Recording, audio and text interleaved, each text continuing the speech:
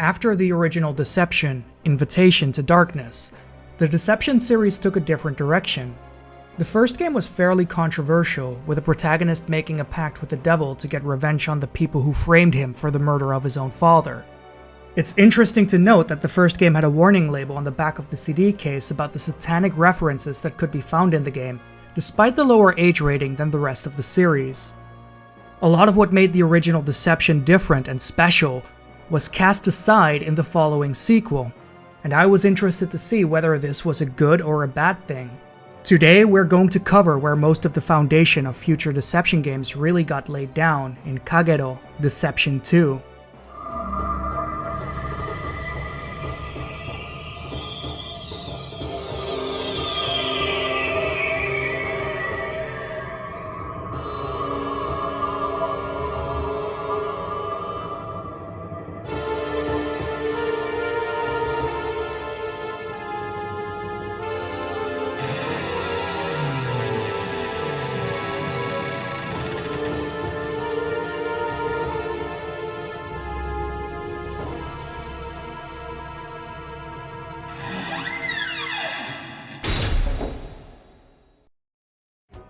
Kagero follows Millennia, a young girl who was raised by the Time-Noids, or as people often call them, the TMD. The TMD are an immortal super race that considers themselves superior to the human race in every possible way, presenting themselves as quite literal blue-blooded aristocracy. Emotionally stunted and morally twisted, Millennia finds herself as a murdering pawn with the sole mission of exterminating everyone put in front of her as the TMD station her in various locations while testing her loyalty to them. Kagero has a much higher focus on the character interactions and story than the first Deception had.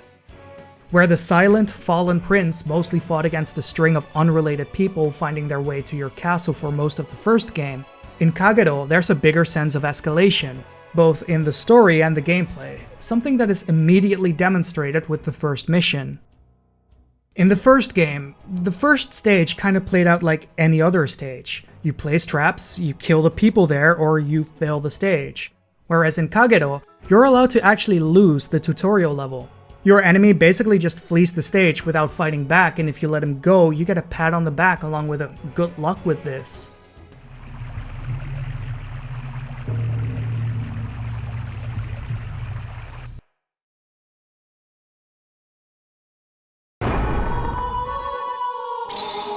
I wouldn't be surprised if most first-time players end up seeing this result, as the controls are very stiff.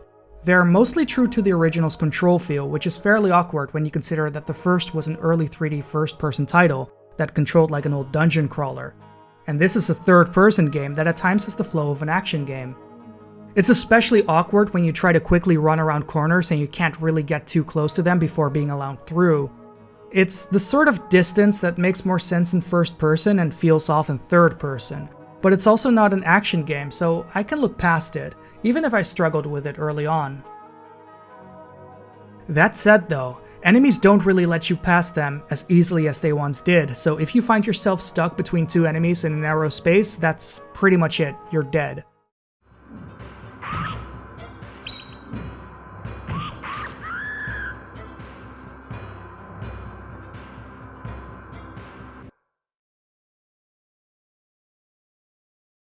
At least you don't get booted back to the title screen, as the game is kind enough to get you back into the preparation screen before the mission in case you want to go back to your loadout.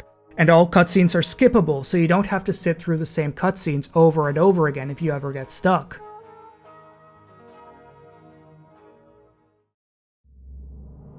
Kagero no longer lets you build a castle of your own. Instead, you have a pre-made castle at your disposal. On one hand, it's sad to see such a cool feature go, but on the other, the area designs are so much better for it. Kagero can look really good in some places, and all the rooms are pretty memorable. You also get to move castles more than once, changing up the scenery and giving you new rooms to explore. Yeah, you actually get to travel to new places. Plus, a save file only takes up 1 block on a memory card now instead of half a full memory card, so that's nice. Rooms now also have built-in traps that you can use, which plays into a new factor introduced in this game: trap combos.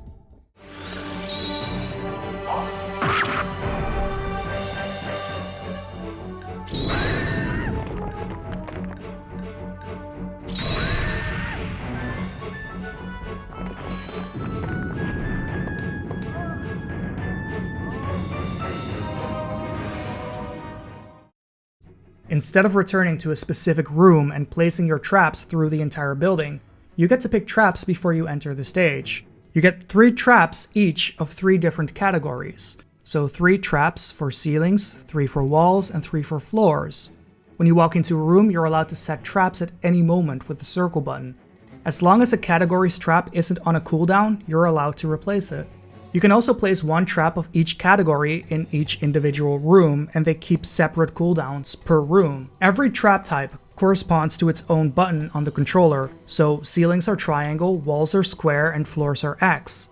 You no longer have to stare directly at a trap to activate it with a general trap button, and can instead press their corresponding button no matter where you are in the room, no matter what direction you look. Which makes it a lot easier to trigger traps while being chased by enemies, as you no longer have to walk backwards awkwardly facing them. It makes the game in general flow a lot better than the previous. You also get an optional trap camera that pauses the game and shows who got hurt by what if you want.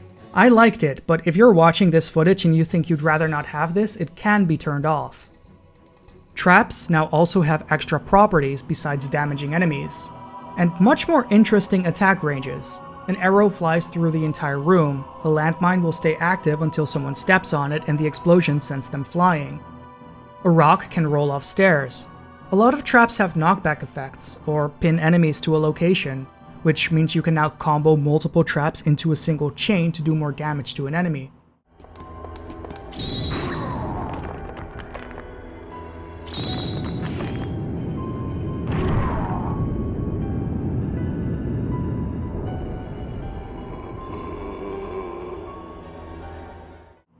Which is cool enough by itself. Oh yeah, one of my biggest complaints with the first game, the lack of splash damage for big explosions. Yeah, there's splash damage now. You can also damage yourself with your own traps, and that took me a while to get used to.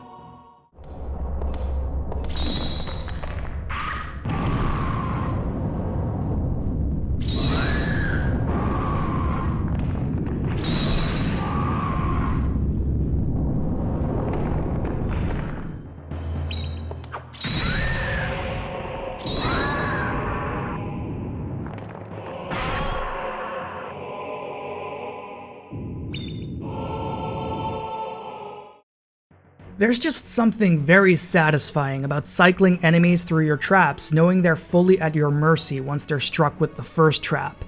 And it helps that unlike the first Deception, where developing new traps basically just meant upgrading existing ones to do more damage, you now get traps that have different properties instead. That 4-tile launcher, that's an 8-tile launcher now. That arrow trap that hit an enemy a few times, pinning them to their location, now you've got a buzzsaw that just drags the enemy it hit across the entire room until they hit a wall or another trap. It makes things a lot more interesting, to a point where after I cleared the game for the first time, I still felt like I hadn't properly used everything. The upgrade tree itself is also a lot more interesting.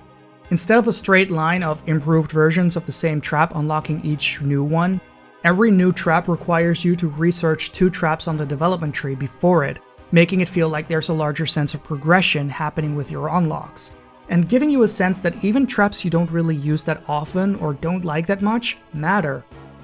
Traps are free to replace and activate, as MP has been done away with entirely, making it much easier to experiment with new traps and ideas. The cooldowns themselves pose a new restriction, where with some of the more aggressive enemies later down the line, if your traps didn't kill, it might be time to leave the room and lure them to the next one to try and kill them there instead. Despite being more action-oriented, that need to actually run to the next room for the next sequence of traps because you're left vulnerable without them, with enemies chasing you across the map, has translated much better in Kagero than it did in the first Deception, and I think a large part of that is because the pathing on the AI is so much better now. The enemies actually know how to make it from room to room, and once they're in a room, they know how to get to you.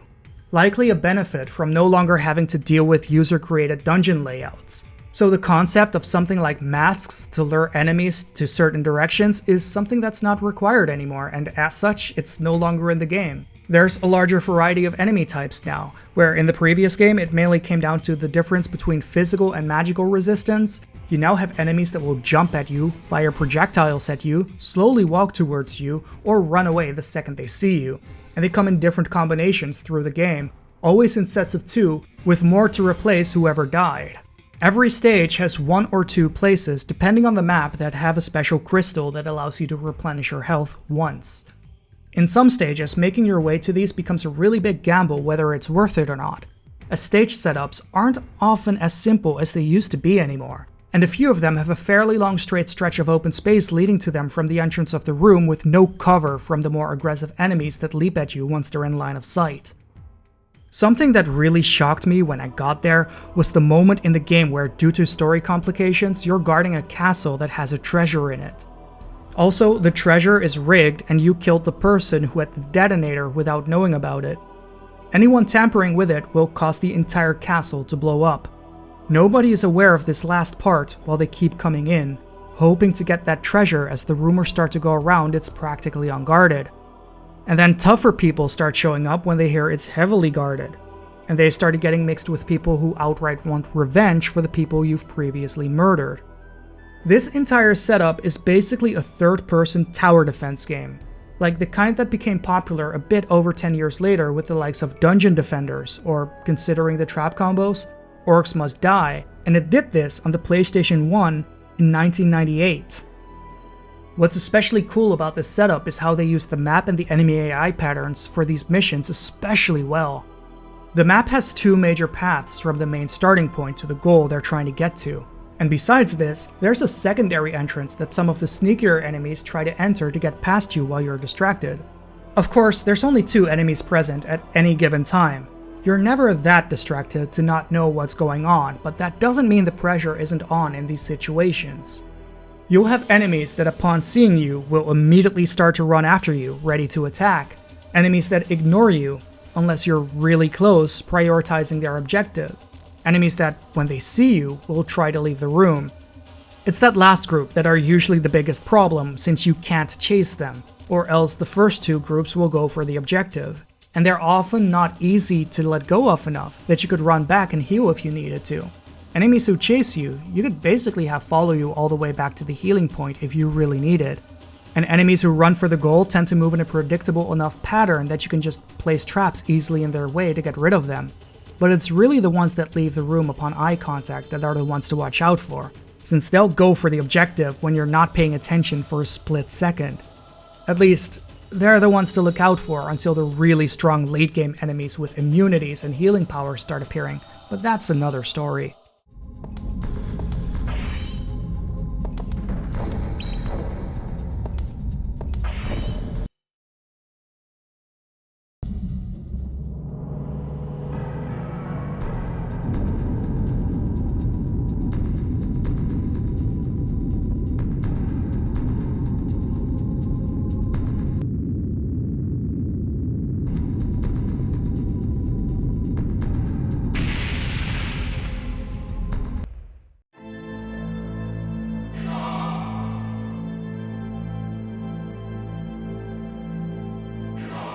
What's really cool about all of this is that the first game basically had the one mission structure. People are here, kill them. And it worked very well. Getting better at killing enemies and doing it faster was a lot of fun, but Kagero has a better sense of escalation. With its enemies, objectives, failure conditions, the map designs, and the story has a lot more punch to it. One thing I was afraid of going into Kagero was that the story and theming wouldn't live up to the really uniquely dark feeling original, where you're a mass murderer in an abandoned castle sacrificing innocent people to pay tribute to the devil. Kagero doesn't really try to go for the same thing, and instead it gives us a gothic medieval setting that's still exceptionally dark, and way more gory than the original. It's still really atmospheric in its own way though, surprisingly so even. The level of interpersonal and political intrigue that the plot is seeped with is a lot more fitting for a game series called Deception, and finding out the history of the Kingdom, the TMDs, and Millennia stayed interesting all game long. The higher focus on character interactions also make those enemy bios that you can read before the start of each stage a lot more interesting to read, giving you more of an insight on these characters and the world that they're from. Like, I kinda feel bad for Worken, who isn't allowed to marry his sweetheart, Claudia, due to his lifestyle choices. Oh wait, Claudia's parents are cool with it if he makes enough money. Why do I get the feeling that she's using her parents as an excuse to keep her distance? I mean, not that it matters anyway.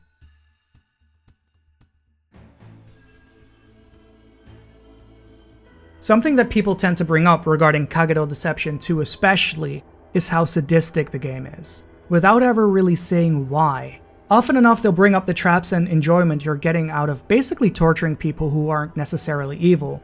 But the part that really stuck with me is the story of the main character, Millennia, being raised by the TMDs after being abducted from her own family, and then still having a parental figure of sorts in the person who raised her, Yoko. Yoko is affectionate towards her, and does try to promote Millennia as someone of worth who should be treated with care, while other TMDs see her as a tool that should be discarded when she's outlived her usefulness, reflecting the typical way that the TMD view humanity.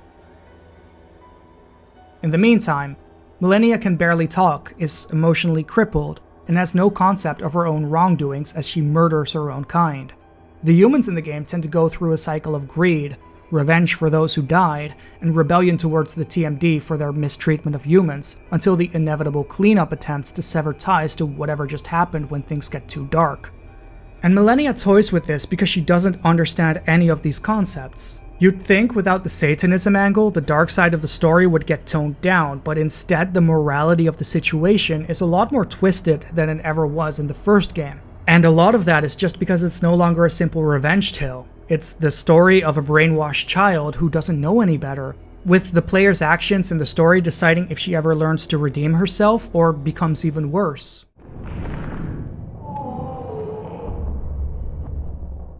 There's a fair number of endings to the game, and the general game flow, the amount of ways to kill enemies, and the ability to skip cutscenes are all pretty conducive to multiple replays.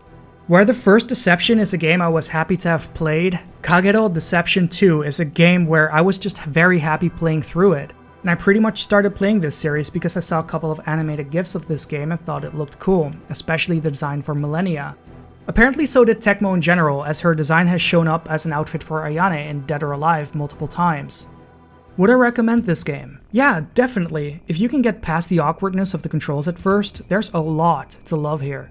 I'd still say the first Deception game is worth playing too, but it's not required to know what's going on in this game, as they're mostly a separate thing. I mean, one of the endings is connected, but you know, mostly.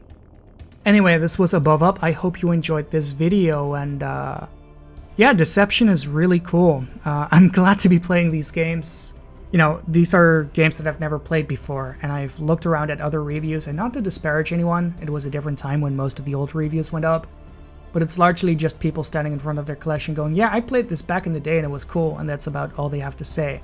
So I wanted to do a bit better than that and really highlight what is so unique and special about it and showcase all of it. As always, this video was brought to you by people supporting me on Patreon. If you would like to become one of the scrolling names you see on the screen right now, head over to patreon.com/aboveup and I will see ya.